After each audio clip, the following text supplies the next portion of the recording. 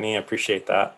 So yeah, just here today. Whitney had invited me actually to come here tonight to talk to you guys about one of our conservation projects that we have at New York State Parks, where I work as a project coordinator regarding the American Hart's-tongue fern, which is an extremely rare and also threatened fern, particularly in New York State. And we'll learn a lot more about that. But the talk is going to be basically in two sections. The first section, I want to talk about basically ferns in general, their evolutionary history and ecology and biology, and then transition into the American Hart's-tongue fern specifically and the project that we have going on to conserve that plant. And I'll talk a little bit about propagation and other things as well. So please feel free to type your questions in the chat. I plan to talk for about an hour, and then I think afterwards we'll have plenty of time to answer questions.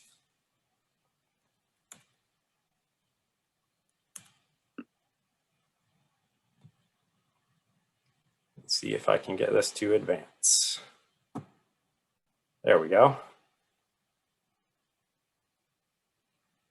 All right, so the first thing I want to talk about is where ferns are from, fern evolution in general. So many of us are familiar with flowering plants as the dominant plants on Earth. However, ferns say they don't have flowers, but hey, that's not a problem. They're doing pretty well anyways. They have a fossil record dating back about 390 million years, which makes them quite ancient plants. Although most of the species that we have today have evolved more recently within the last 60 million years or so. But ferns are also the second most diverse group of plants on the Earth, anywhere between 9 to 11,000 species. And I really like this chart that's shown here because it shows you the ferns, if you can see my cursor here, throughout time have increased in size throughout time through the Jurassic and then have slightly decreased coming more into the present, but are still a pretty large group of plants. And you can see the evolution of flowering plants here. When they really took off, when they first showed up on the scene and really took off, a lot of other clades of plants or taxa of plants decreased or disappeared altogether when flowering plants became the dominant plants. But ferns have mostly stuck around and found a way to make it through a lot of rough times in the past. So they're very interesting, their evolution. And speaking of their fossil record, we do have plenty of fossils of ferns from well back, and ferns are actually a huge component of the first forests that were ever on Earth during the Carboniferous period, named as such because of all of the carbon stored in these swamps, forests that eventually got pushed down over time. And so a lot of the fossil fuels that we use today are actually composed of a lot of fern materials, which is pretty interesting. We have organs that have been preserved as fossils. And then from those different organs, we were able to put together, well, not we, I didn't do it, but scientists have been able to put together descriptions of these tree ferns, which were and still are fairly common in many regions in the tropics. This particular one is an extinct genus of tree fern. However, it was in the order Maritialis, which currently has 6 extant genera. So this type of fern is still largely around and very common in many more temperate places that don't get as harsh of winters as Zone 5 in New York. But here we have some nice illustrations of what those might have looked like, and possibly some seed ferns down here as well, along with some fern allies in club mosses and lepidodendron and things like that are very interesting in the fossil record. And this is a very busy slide, but it comes down to a pretty easy and cool point to understand. So there's this event that happened in history called the fern spike that speaks a lot to the ecology of ferns and how they kind of operate, particularly around disturbance. So way back during the Cretaceous Tertiary, the KT boundary, also known as the KPG boundary, there was a event that happened that many of you are probably familiar with. If you look on the slide here, there's a big star right around the Yucatan Peninsula in Mexico. The impact site, that was, of course, when the meteor hit the Earth that wiped out most of the dinosaurs and a lot of life as we know it. However, an interesting thing happened at that boundary as it is evidenced at sites from New Zealand to Japan to the Northwest Territories in Canada and to the Rocky Mountain area as well, where this interesting thing called the Fern spike happened.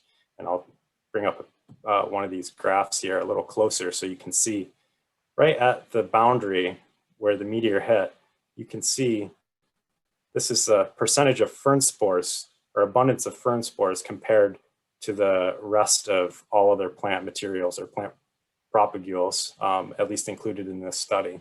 And you can see that they were hanging around 0, 5, 10, maybe at one point in time up to 40%, but they weren't really dominant. And then after this mass extinction event occurred, they really shot up, they spiked up, hence the fern spike, to 80 to almost 100% of the plant materials that were seen at that time.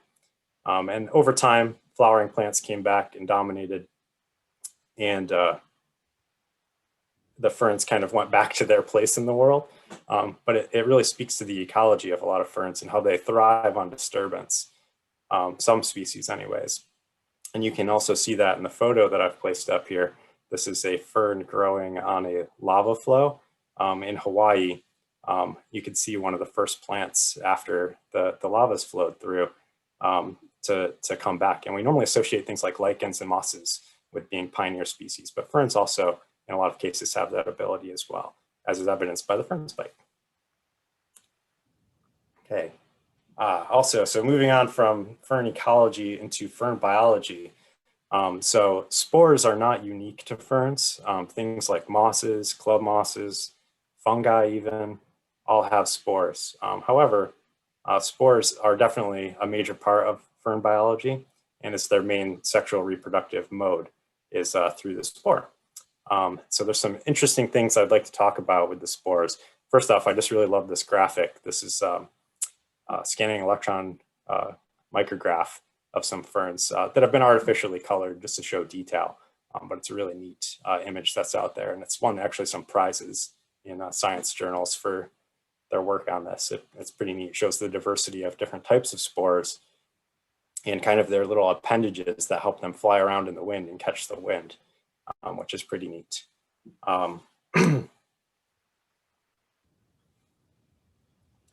Okay, and so to start off, I just want to talk a little bit about folklore with fern spores. It's not something you really think about a whole lot with plants as folklore, although ferns have quite a bit of folklore that surrounds them.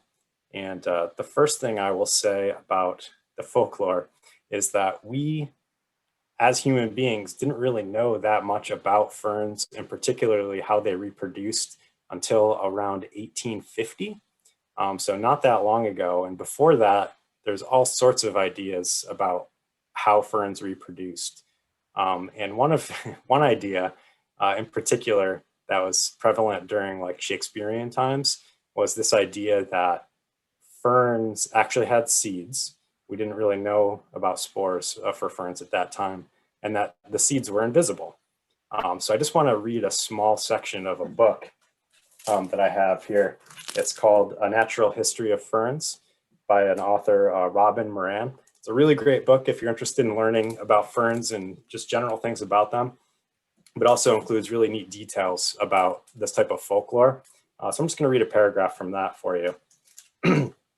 So the early herbalists claimed that the fern seed had to be invisible because no one had ever seen it.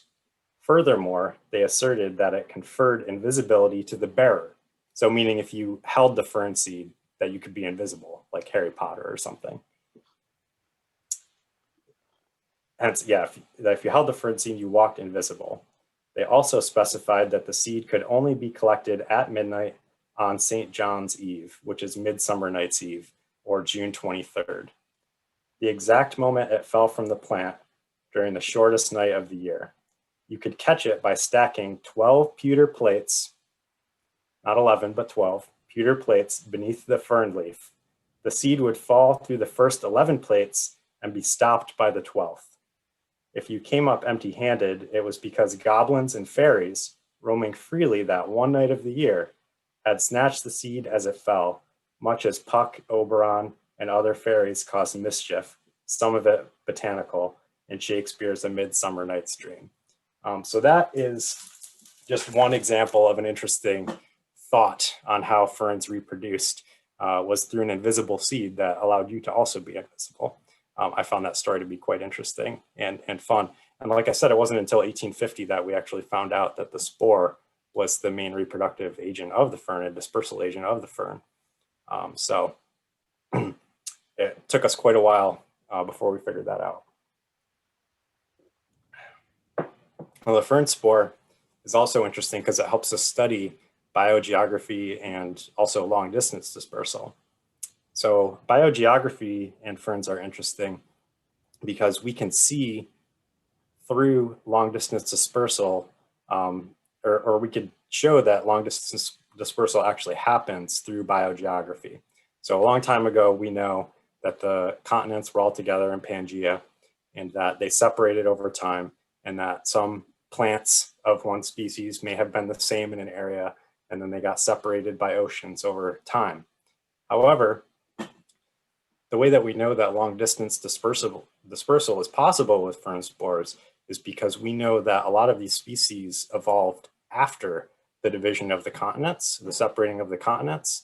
And so therefore, the only way that they could be in Europe and also in North America or in Africa and also in South America is because of long distance dispersal, because they were not around at the time that the continents separated.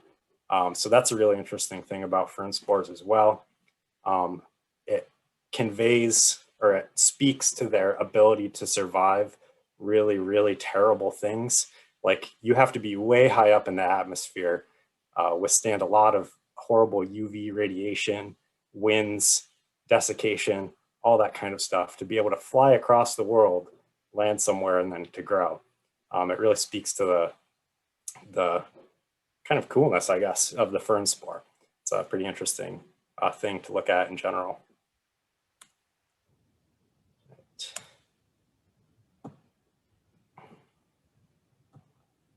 Then moving on in fern biology. So some of you will probably be familiar with this already, but I just wanted to go over, for those of you who might not know, ferns have their own kind of vernacular.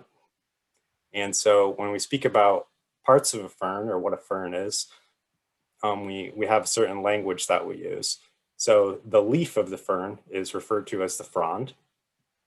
The stipe is referred to as, is the stem that runs from the base of the leaf to the rhizome, or to the soil in most cases. The rachis is the stem of the leaf that's actually running through the area where the leaves are, the leaflets, sort of like leaflets are. The pinna are the lobes, or the sort of pseudo leaflets on the fern, and those can be further divided into pinnules or pinnulets if they're very lacy type ferns. The sorus is the area where the spores grow, typically on the underside of the fern frond, or they can have their own separate fertile stalk, as in the case of a sensitive fern or an ostrich fern or a cinnamon fern, which are fairly common species in New York State. And within the sorus is held the sporangia, or singular sporangium, and that is this guy on the right over here.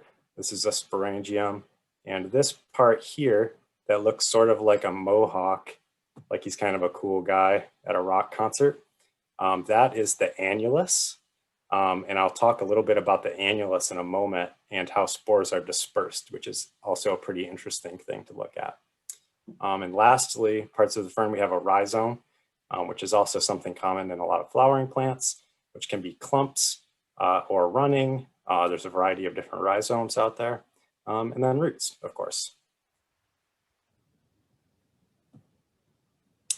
All right, fern biology continued. So spore dispersal is extremely interesting in ferns, at least to me anyways, and I hope that you'll find it to be interesting as well.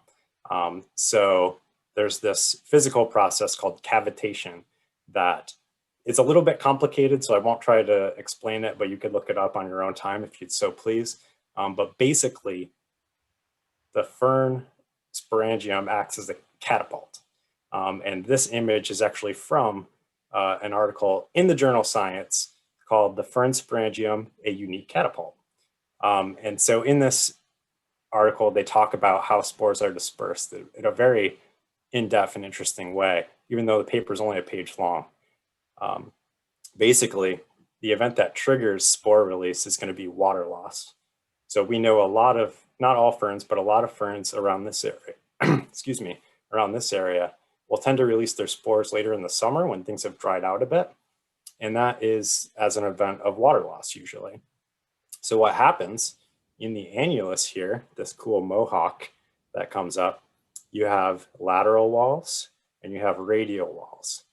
As water is lost, water comes out of the lateral walls and they collapse, and the radial walls compress. They get closer together, which causes this motion here on part B, where the fern starts to pull back. The annulus starts to pull back in a motion here.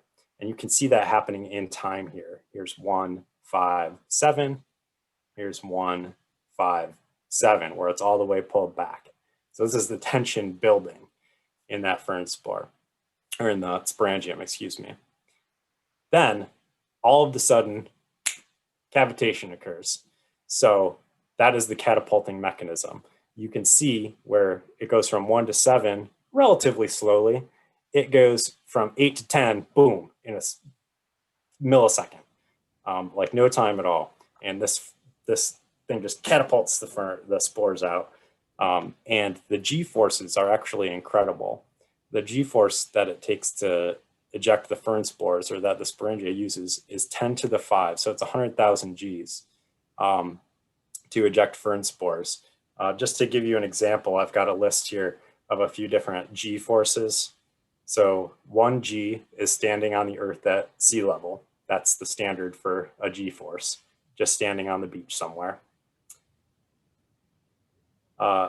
If you are in a Bugatti Veyron, which is a supercar, and you go from 0 to 60 miles an hour in 2.4 seconds, that is 1.55 Gs.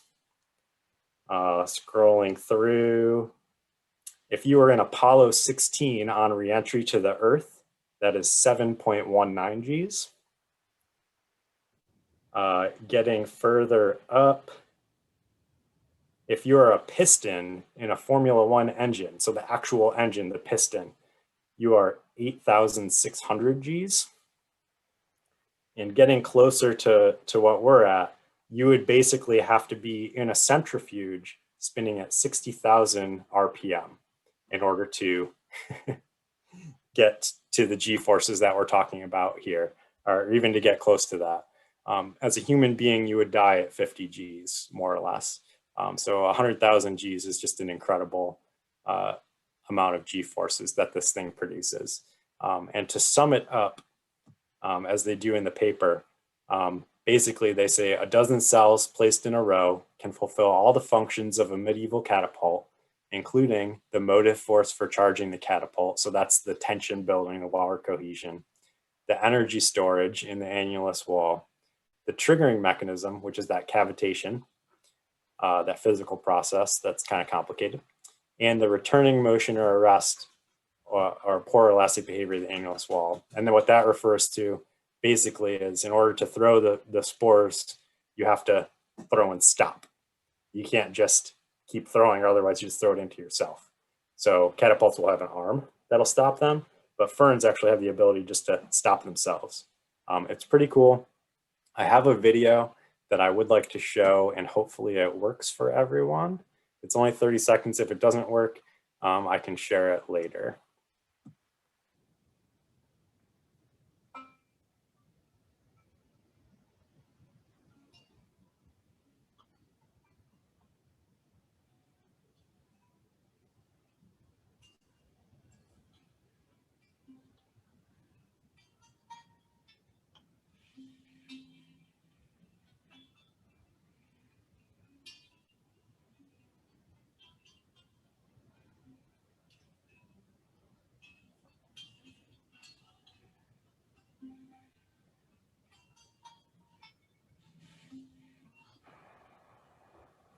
All right, and oh, excuse me, just a second longer.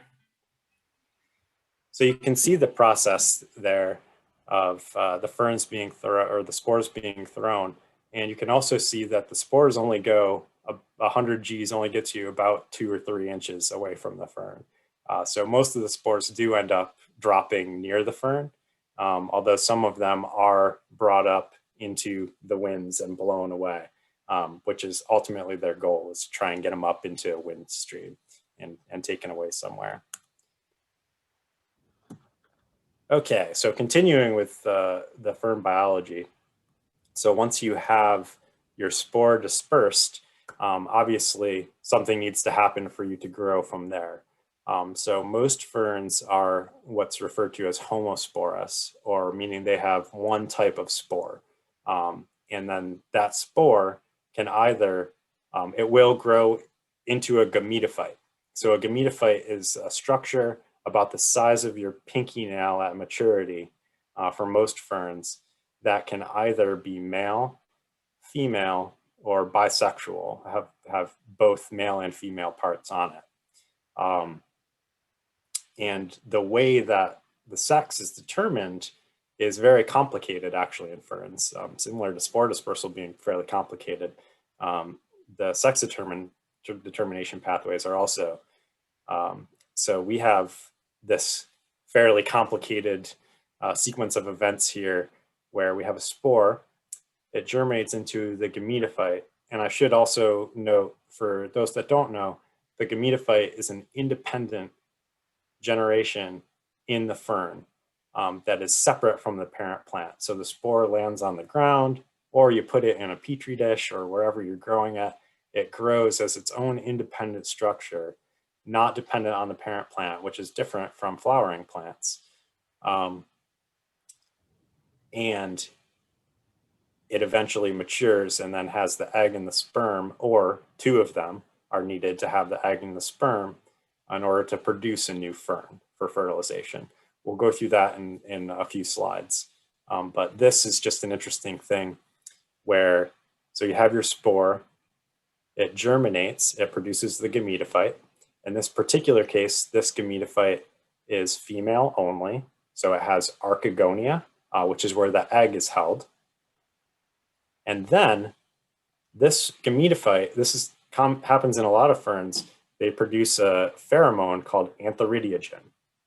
Now what antheridiagen does is it sends out through the soil a certain distance, I'm not sure exactly how far, the pheromone, and that actually induces the maleness of gametophytes around it, so that that gametophyte that develops first has a better chance of being fertilized by a different parent plant.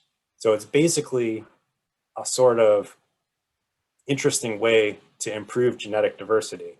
Obviously, they're not like, we need to improve genetic diversity, and this is how we're going to do it. This is just something that developed or evolved over time. But unlike, actually like flowering plants in many ways, this is how the ferns improve their genetic diversity, is by sending out this pheromone, inducing maleness in the plants around it, and then in a film of water, they can fertilize the main gametophyte. However, the interesting thing is, if you were to manipulate it and take away this pheromone antheridiagen, the gametophyte that is then there, you can see by these little starred growths here, will then develop as normal as either a female or a bisexual gametophyte. I can say from looking at dozens and dozens of Hart's tongue fern gametophytes under the microscope, almost every single one of them is bisexual. And those are all ones that we've grown in labs. So whether that's a case of it or not, of lab influence, I don't know. But a lot of fern spores do tend to be, or gametophytes, excuse me, do tend to be bisexual, so they can fertilize themselves, although preferably, generally, increasing genetic diversity is typically seen as better. So they would like to be fertilized by a spore from a different plant, or a gametophyte formed from a different plant instead, which is better for your genetic diversity. So very interesting things. And then there's some other unusual adaptations in the fern world as well to talk about. Let's see here. All right, just about on time where I wanted to be. So We'll start off with a species that's typical in the northeastern United States. Maybe not typical, but can be easily found in the northeastern United States. That's a walking fern, Asplenium rhizophyllum. Rhizophyllum mean rooting leaf, basically. And so the walking ferns are extremely interesting. They're actually a decent indicator species for the hart's tongue fern. They're the closest thing we'd have to an indicator species for a hart's tongue fern. And they're, of course, in the same genus. Basically, you can see the frond. That's a very small fern, and the frond will grow out really long and skinny, just like this one here.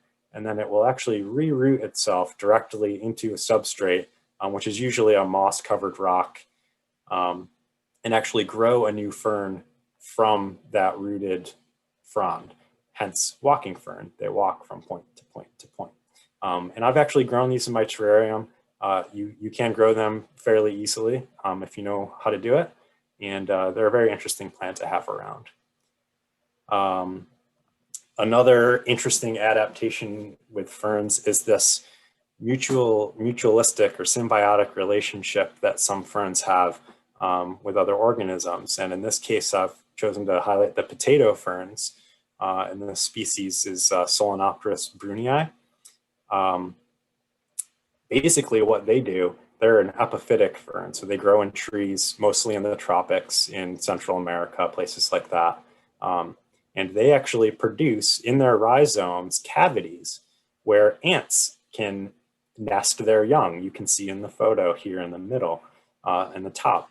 And there are reports of botanists studying epiphytic fern species in these regions, or specifically potato ferns, where they are attacked viciously by ants when they attempt to collect these ferns or when they look at them, sometimes unknowingly, because the ants will defend the fern and hence where they're hiding their babies. And so the fern benefits from protection, the ants benefit from having a place to grow their young. And it's the symbiotic relationship, which is a very interesting adaptation to have. And not a plant, or a plant that I'm glad I'm not working with, because I do not want to be attacked by all those ants for sure. So another interesting adaptation is going to be resurrection fern, or resurrection ferns.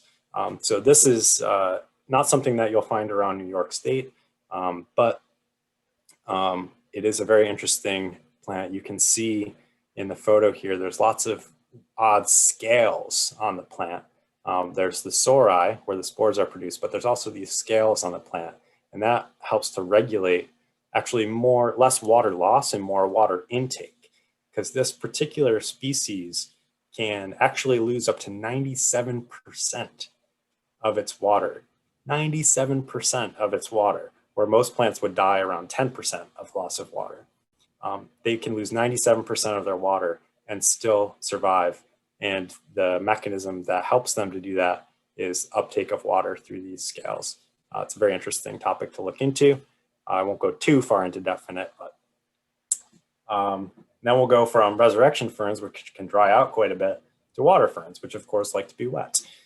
So there's a very interesting adaptation in the water ferns. There's 3 genera of water ferns, and they are the only ferns, I believe, the only ferns that are heterosporous. So they have a male spore and a female spore that are predetermined of what their gametophytes will be. And you can actually see the spores being released here in this photo through a structure called the sporocarp. And this is very interesting adaptation because sporocarps of some species can remain viable for up to 100 years.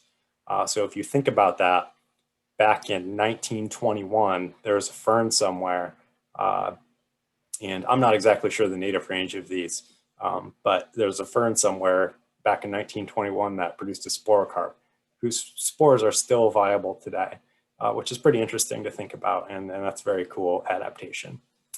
There are also iridescent ferns.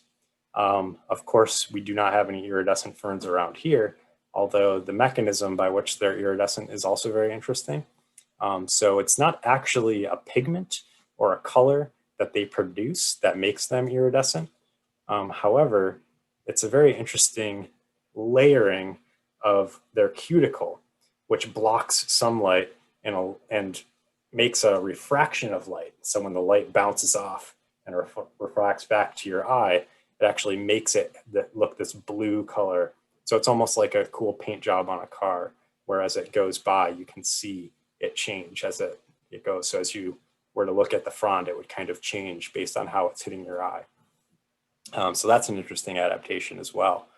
And last adaptation is another native species to New York, the bulblet fern, or Cystopteris bulbifera, which I think is really cool. It's another one that we accidentally grow a lot of these when we're trying to grow hartstongue fern, because their spores are just mixed in with the hartstongue ferns. They're on the ferns when we collect them, etc. And this is another one that'll grow into a weed in your terrarium if you grow them, because of these little bulblets, or bulbils, they're sometimes called, right here. And what's cool about these is the bulblet fern has the sexual reproduction, which is via the spore, but also they have asexual reproduction, which is via the bulblet or the bulbil. Essentially, this is a clone, a genetic copy of the parent plant that's developed and falls off of the fern and then can grow into its own plant that's an exact copy of the parent plant. And I have plenty of them that develop in my terrarium. You can go out and collect a bunch of little bulbils and just throw them on the ground in your backyard or in your terrarium or wherever, and they will probably grow up, because they can be weedy if you give them the right conditions, for sure. But also a good indicator if there's a lot of bulblet ferns around, that hartstongue fern might be around as well in some areas. All right, and I would be remiss if I did not bring up Teredomania in a fern presentation. So if you are not familiar with Teredomania, Teredomania is very interesting. It occurred during the Victorian era, so the late 1800s or thereabouts, when ferns were just so in vogue.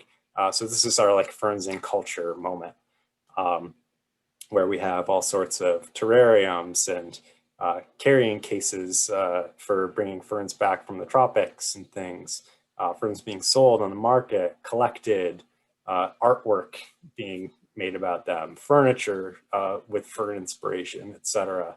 And you may notice in a few of these, in the Fern Fever book, our friend the hartstongue fern shows up, and there's hartstongue ferns for sale in this Victorian era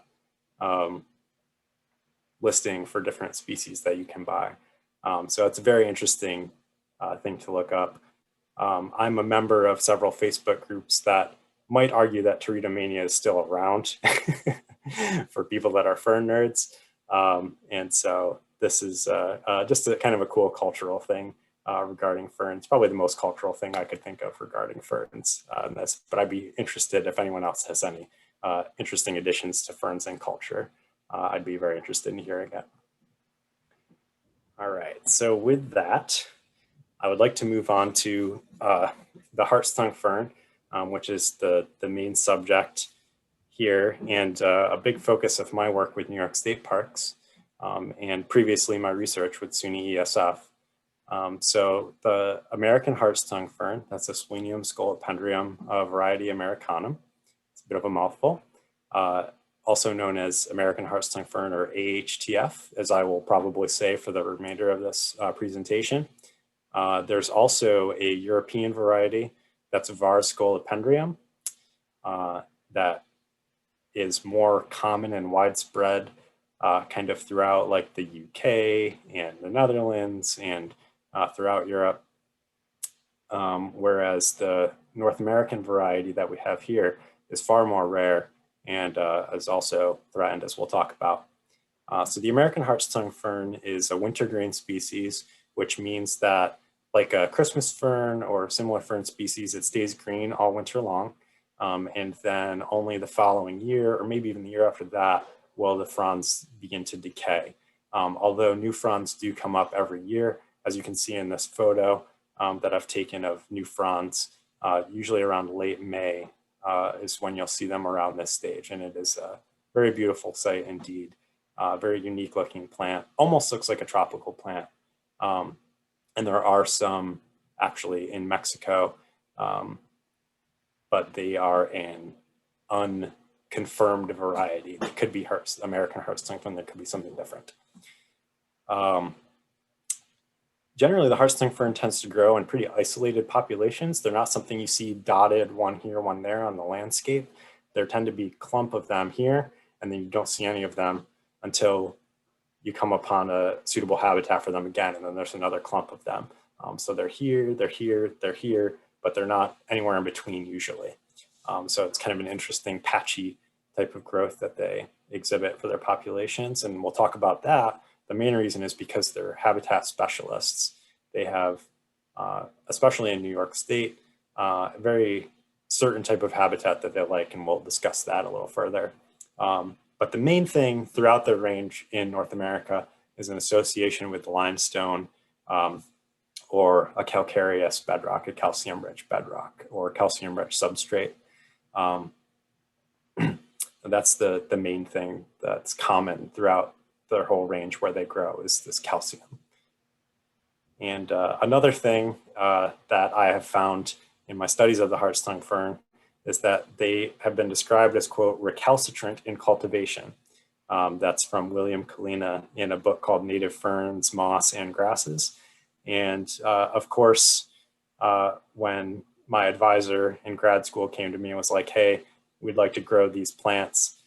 What do you think? I was like, yes, that sounds like a great idea. What could go wrong? And then I read this and I was like, great, what have I got myself into? So recalcitrant in cultivation, remember that one. All right, so their distribution and status. I should note that this map is, I made this map, it's about 5 years old, and it is out of date, and I'll explain the reasons why in a moment. So the distribution of the Hart's-tongue fern is found in 4 US states. That's Alabama, Tennessee, New York, and Michigan. However, we have just recently in the last year added New Mexico to that list, which you won't find too many references to that online if you search for Hart's-tongue fern, but they were discovered by National Park Service land, El Malpais National Monument, by a wildlife biologist doing bat surveys, found them in a lava tube in New Mexico about 2 years ago, and it was confirmed last year that it's American Hart's-tongue fern. So that is very interesting. Now we have to have the whole country in the map instead of just the eastern portion of, or the whole of North America, instead of just the eastern portion of North America. And another difference is that one of the populations in Alabama, you'll note there's 2 counties in green on this map, but one of those has been extirpated, unfortunately, confirmed a few years ago. So only one of those counties is now active with Hart's-tongue fern. However, you'll notice in New York, Hart's-tongue fern only exists currently in Onondaga and Madison counties, so Syracuse and Oneida area. All right, and so their status, federally, they're listed as threatened, so they're protected by the Endangered Species Act and have been so since 1989, and that's with about 29 United States populations. And they are also listed as threatened by New York State, and the New York Natural Heritage Program currently has their status as an S1 as of the last Rare Plants report. Okay, so moving on to their conservation. So this plant is very interesting because we have a lot of historical information about it in New York State, particularly. We have over 100 years of census data, which is pretty rare for most plants. But because we know basically all of their locations, or we think we know anyways, basically all of their locations in New York, well, we've been able to keep track of them for quite a while. And you can see, this is from one of my predecessors, Tom Brumbelow, from his thesis at SUNY ESF. There is a trend over time. Most of the populations are increasing or doing pretty well. However, some of them are trending downwards or maybe stable downwards. And that is reflected here in an analysis that he did of extinction probabilities. So this was about, it came out in 2014, but he did it in based on data from 2011. And you can see some of the populations at Clark Reservation, where I tend to do most of my work, is upwards of 60% probability of extinction of these particular populations within the next 20 years, which is now within the next 10 years, because we're 10 years on from this data. This to be taken with a grain of salt because it's a model. And I can say that the populations that are of the highest risk are still doing about what they've been doing recently. So they're holding steady, they're doing okay because we've censused them recently. But just an interesting thing and regarding some of the research that's gone into this plant. And then going into the places where they grow, so they're haunts. So moving from left to right here, on the left-hand side, you'll see in Tennessee, that is a photo of me rappelling into a sinkhole in Tennessee. So the only known population in Tennessee is actually growing in about a 50 to 70 foot deep limestone sinkhole with a waterfall running into it and like an underground stream system. It's really interesting, really cool place. Only place it grows in Tennessee. The reasons for that could be debated, but mostly probably microclimate related and also lack of snow cover or snowpack, although they might argue with us right now down south about their lack of snowpack, but it's still not as much as you need for a Hart-stung fern to survive the winter, survive the cold, or so we think anyways.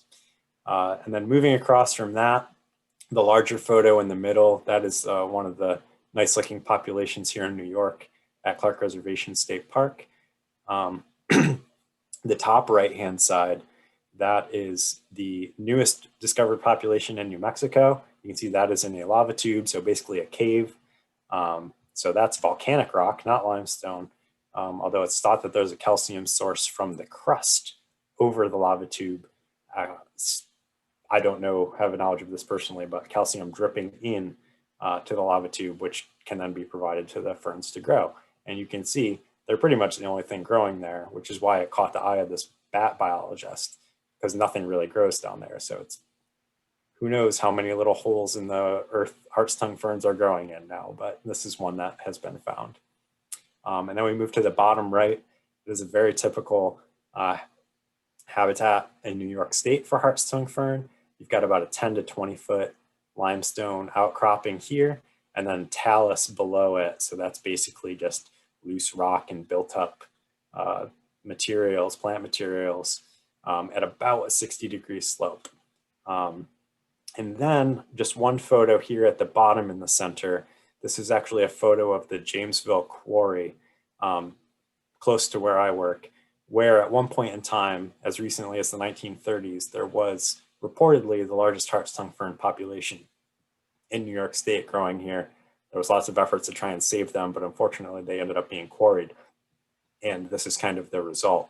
Not to get too down on the quarries, because the photo to the right here is actually on that same quarry property where they still have two populations of Hart-stung fern, and they work with us, allowing us to go and census them and do invasive species management. So I don't want to get everyone angry and upset at the brick and mortar industry, but it is something that has been removed in the past, and it is unfortunate because Clark Reservation State Park is a beautiful park, and I could just imagine it being about 10 times the size that it is if this was part of it, this quarried land was part of it. Unfortunately, it's not. But they do allow us access to help conserve the plants on their property, so that is nice. All right, so talking about New York State parks and the parks that I've referenced a few times here. So our headquarters for the central region is at Clark Reservation State Park in Jamesville, New York, and we have 6 Hart-stung fern populations there within about 330 acres of property. So there's a lot of Hart-stung ferns packed into there. You could call it the home of the Hart-stung if you like. And then there's also 3 populations in Cazenovia, New York at Chittenango Falls State Park. You can see the 170-foot tall waterfall, which is beautiful. And there's one population pretty close to that waterfall, and then 2 other populations in that park. So of the 15 or 16 populations in New York State, 9 of them are on New York State Parks lands. And the quality of the populations is such that of those 9 populations, we actually have about 94%, almost 95% of all of the Hart's tongue ferns in New York State on state park lands. Now, we used to be able to say in New York that we had about 90% of all Hart's tongue ferns in the United States. Since that time, a very large population has been found in Michigan, so we cannot make that claim to fame anymore. But in New York State parks, we can still make this claim to fame. We have the data to back it up. And so that basically is the main reason why we have such a huge role at New York State parks in conserving this particular species. And to go a little further into research, so going back to ecology and also to some research done in the 90s, late 80s and early 90s by Diane Sinkmani-Keene and Don Leopold, who many of you know is a pretty well-known botanist and ecologist in the area, and chair of the forestry department or environmental biology department at SUNY ESF. They had some research on the ecology that's proved very useful for us these days, particularly in our propagation and reintroduction that we'll talk about. But basically, if you're looking for Hart's tongue fern in New York State, you're going to want a slope of about 60 degrees, which is fairly steep. It has pretty much destroyed my knees working with them over the last 5 years. But it is a fun place to work, an interesting place to work, always out on these steep kind of rocky areas. The aspect is almost always north to northeast facing, with a few exceptions, but they very much love shade throughout the day and a little bit of morning light, hence the slightly northeast. Very picky plants. Soil moisture is pretty high, although they also like it well drained. They seem to want to have it both ways. They want to have a lot of moisture, but also a lot of drainage, which presents some challenges when you're trying to grow them. pH is circumneutral, and you can see also the magnesium and calcium numbers on this are off the charts. They love magnesium and calcium, which fortunately are easy enough to add when you're trying to grow them. And also their organic matter is pretty high as well. They tend to grow in areas with lots of leaf litter, very humusy rock crevices that they tend to grow out of. And then moving on to some genetics work. So there's been a lot of genetics work done by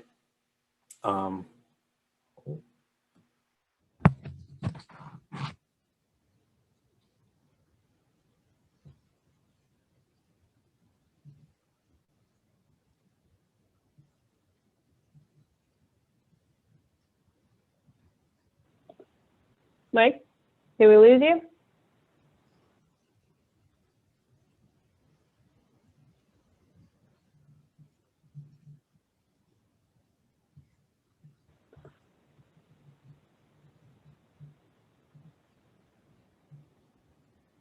We'll give him a minute to hopefully come back on. Uh-oh.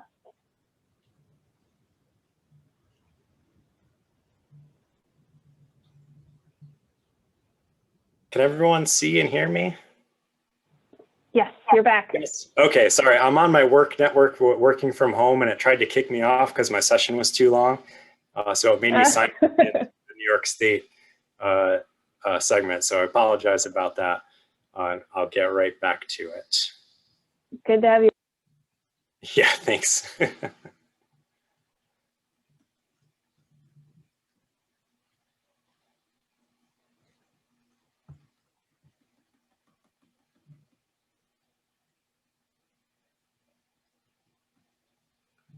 Okay, here we were talking about genetics.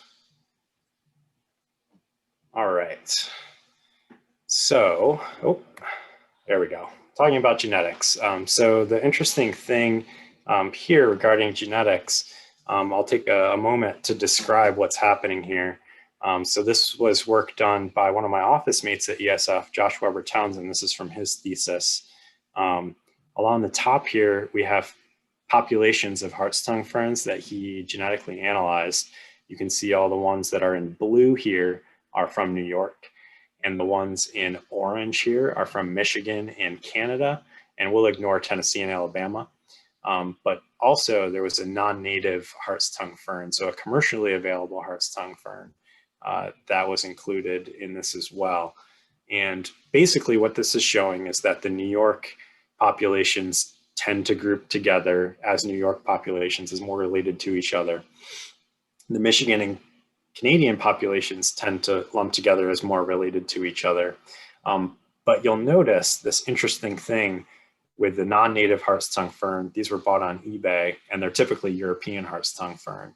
And this one New York population, so each one of these bars represents an individual whose genetics was analyzed.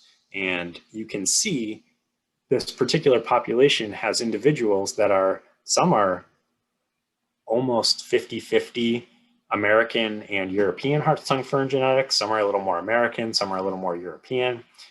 So there's something interesting going on there. I can't say this for certain, but it seems likely that at some point in time, probably back in the early 1900s, when people were planting things around, particularly with this species was being moved around place to place, someone had planted a bunch of European hart's tongue fern, maybe thinking it was American, maybe not knowing the difference or that there was a difference at that time. And it seems that we may have a hybrid population. And so that's interesting. And that also plays into why when we propagate and transplant these plants for conservation purposes, that we do not mix one population into other populations. So I would not grow plants from this one population and then take them and plant them in this other population, because you can be changing the whole genetics of that population, and we don't want that to happen. And I'm sure we might have some questions about that. I'll be happy to get a little further into that later on. But overall, basically what was found outside of that interesting bit is that there's low to moderate genetic diversity with the hart's tongue ferns. And we've seen that there's pretty much no interbreeding between populations. Even populations, the 6 populations at Clark Reservation State Park, some of them are like 100 yards away from each other. One's in a ravine here, the other's in a ravine 100 yards away. They're not interbreeding with each other. The spores are simply not getting out and moving into the other ravines because of how protected they are by the ravines that they grow in. So we assume from that that there's minimal spore dispersal. We also have some evidence to back that up through some of my own research that was done. We did some microclimate research, and this graph on the top right here that looks like a spider web is actually called a wind radar chart. And basically you can see, even with the highest gusts of wind, which is this larger kind of thing, which shows the directionality and the speed of the winds, you're only getting to about 0.3 to 0.35 meters per second for the strongest gusts there. And the average wind speed in meters per second in general is even much lower than that.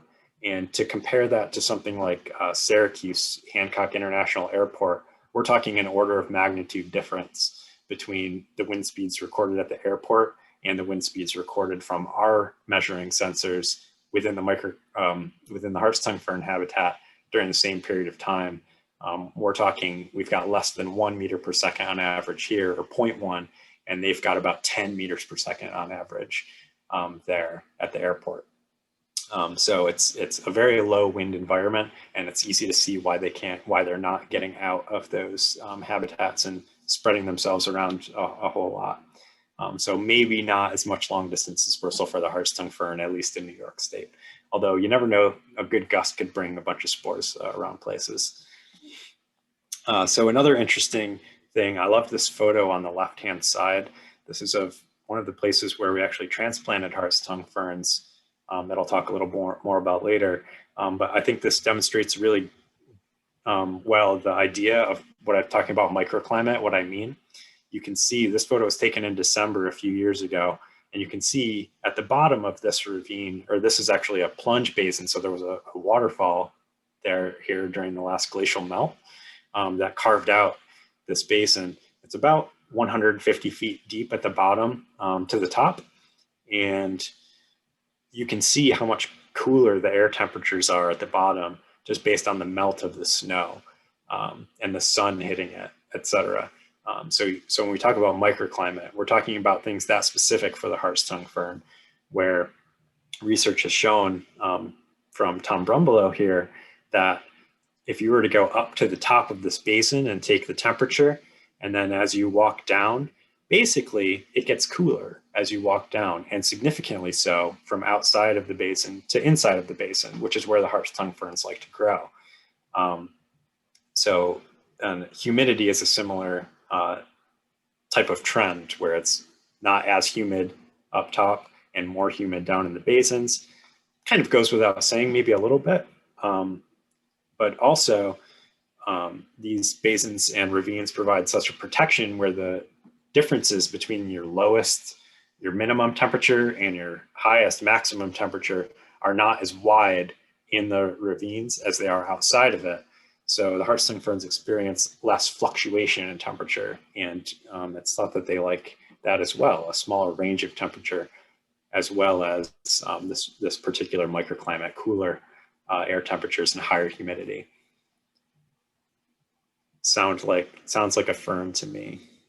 But because of this data and this information that we have and things like this, we're able to determine when we planted at this particular site where there were no harsh tongue fern before, although there were some nearby, that we found the sweet spot for them, which is just above the kind of frosty area in this particular photo, but not all the way up to the top where it starts getting a little warmer and a little drier.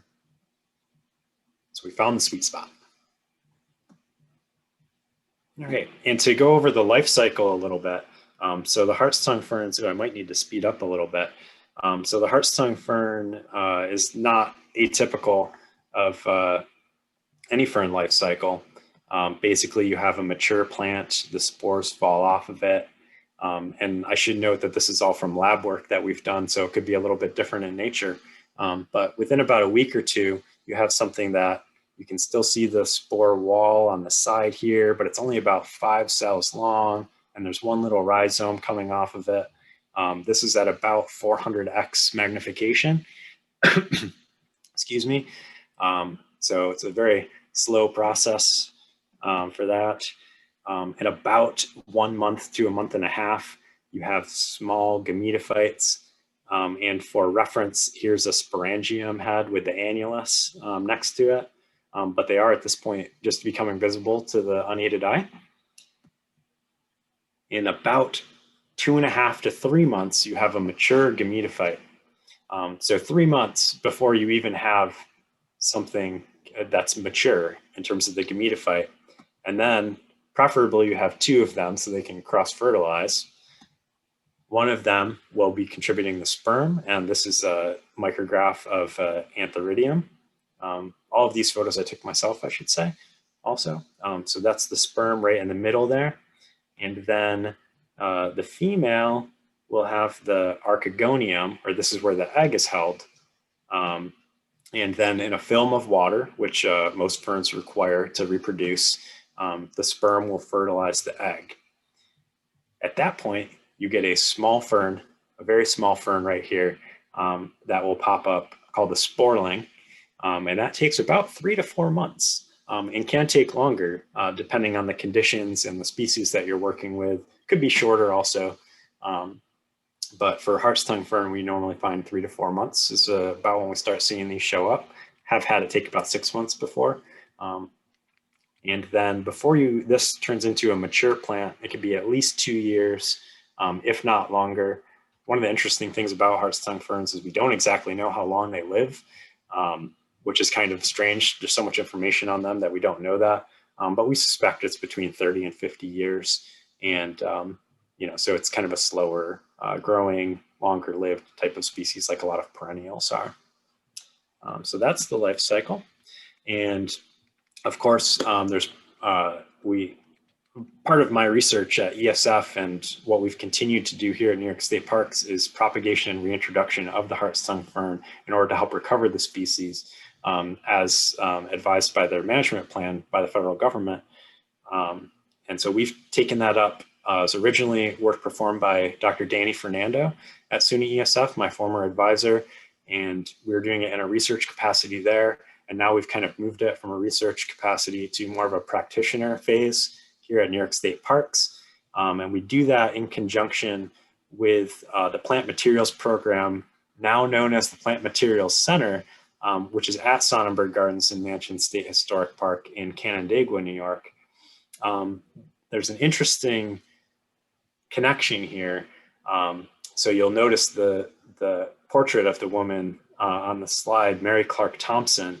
So Mary Clark Thompson, actually commissioned the greenhouses at Sonnenberg Gardens to be built back in the early 1900s. The greenhouse that we're growing our ferns in right now was built in 1907. But also, she had bought the land in Jamesville near Syracuse that is now Clark Reservation State Park and donated it to New York State back in 1915. Thus saving 6 Hart-stung fern populations and some very interesting geology as well. I didn't even talk really much about that.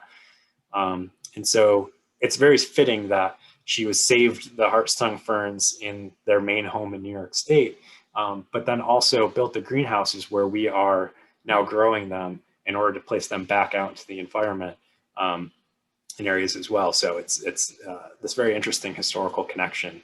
And we owe a lot, a debt of gratitude to Mary Clark Thompson for that. And also just want to point out our partners that support us in doing this project: the U.S. Fish and Wildlife Service, the New York Natural Heritage Program reviews all of our stuff to make sure that we're doing everything according to their wishes. They have stringent guidelines on plant reintroductions. The Great Lakes Restoration Initiative and the New York State DEC, and of course soon ESF has been one of our big partners as well. All right, so the process, I'll go through this really quick and hopefully I can answer some more questions about it later. It's just basically how to grow a fern. So you start off, you take your spores, you collect your spores first off, you take them and then you grow them in these little plates or little dishes or any kind of little plastic receptacle or glass receptacle, anything like that. These are called spore cultures. They have a little bit of soil in them or some kind of growing mix, and you germinate your spores in there. Then you have your gametophytes and you put water in them and they fertilize, and then you get a bunch of sporelings, hopefully. And then the sporelings you take and you pot them up after they've been in some, excuse me, humidity domes for a while. We take them when we pot them up and we move them into these shade and humidity tunnels. Then we expose them to the conditions of the greenhouse. This is a very sensitive plant, remember?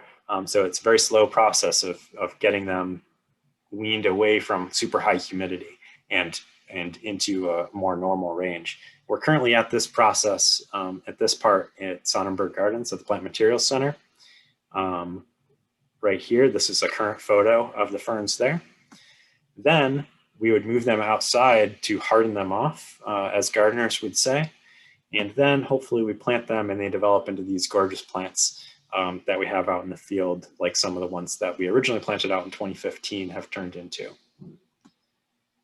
And also one thing to expect, we did have a few mature plants in the greenhouse, and for this plant that's so hard to grow, which I can confirm it is very hard to grow, we do have volunteers that just are growing on bricks in the greenhouse like weeds. So a very interesting thing and a fun thing to happen as well. But basically, after we've reintroduced them, so we reintroduced or transplanted these ferns in 2015 when I was doing my original research. And basically what we found is that you need to follow that whole process that I just went through. You need to acclimatize them. You need to harden them off. And to explain this graph here, this top line here, this top dashed line are sporophytes or Hart-stung ferns, adult plants or almost adult plants that were hardened off in the greenhouse and then outside before they were planted. Everything else, there were other sporophytes or regular ferns or sporelings, the young ferns, or even gametophytes that we transplanted that were not hardened off as rigorously. They were never exposed to the outdoor conditions before we planted them, and they did not do as well at all. They only had, on average, across 3 sites, about 5% survival after, you can see, several years in the field here, whereas the ones that were hardened off had about 20 to 25% survival. At one site, it was closer to 40% survival when you harden them off first, which sounds terrible, but these aren't tomatoes. These are very sensitive plants. And so that is actually a really good return on your investment if you're getting 20 to 25% surviving. Since then, we've done this a few more times, and we're seeing after the first year or two, it's a little early to say still, we're seeing closer to 50% survival, which is great. Okay, so alternative propagation methods. I should mention that there are, of course, many ways to grow ferns. Some species are easier than others to grow different ways. However, I came across this method called stipe-based propagation from an article by a fern grower in the United Kingdom that grew European hart's tongue fern. And I took interest in it. It had never been done with American hart's tongue fern before, although people had tried using tissue culture before to grow hart's tongue fern, using things like leaf discs or other parts of the plant to try and grow them in culture without using spores. So we tried this stipe-based propagation where you collect the bases of the stipe where they connect to the rhizome, you process and clean them, and then you grow them in a peat perlite mixture. And to our, maybe not surprise, but to our delight, it actually worked. It's the first time anyone's done this that we are aware of with the species. There's no publication on anyone doing it with the American variety anyways. And so we were very happy about that. Implications for that could be great for genetic studies, for keeping lineages, for example, the population in Tennessee when we were down there had no mature plants. There's no way you can grow more to boost the numbers of that population unless you collect these stipe bases and you can grow them asexually. Then you can plant them, grow them and plant them and boost the numbers of that population without any spores, which is a very nice tool to have in your pocket in case you ever need to use it. All right, so other things that we do, of course we do invasive species management. I'm sure many of you are familiar with a lot of the invasives in the area. We've removed hundreds of thousands of invasives from Clark Reservation State Park and Chittenango Falls. We do forest health surveys.